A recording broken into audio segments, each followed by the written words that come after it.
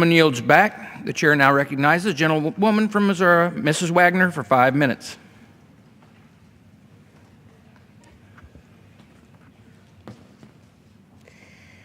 Mr. Speaker, today I rise in support of legislation that begins making strides toward enhancing our ability to combat some of our toughest diseases of our time, the 21st Century Cures Act.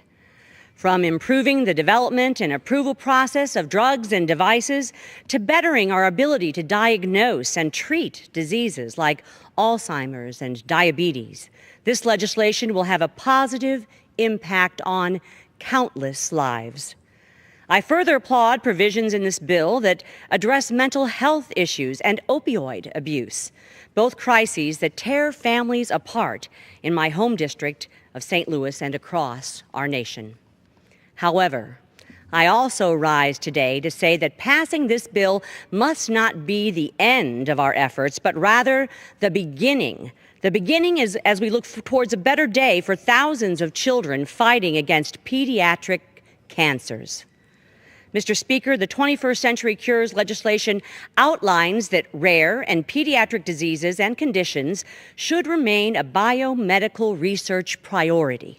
And while the bill provides an additional $4.8 billion to the National Institutes of Health, I see little that suggests a sufficient amount of this money will be dedicated to pediatric research and care. This past October, I had the opportunity to tour the Cardinal Kids Cancer Center at Mercy Hospital in St. Louis and meet with families affected by pediatric cancer, including the Leslie family. The Leslie's son, Caleb, was diagnosed with Ewing's sarcoma, a rare type of bone cancer, when he was just 10 years old.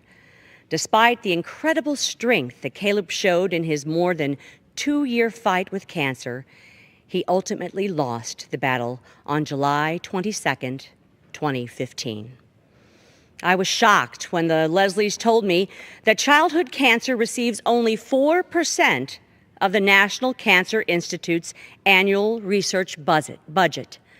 Only 4%.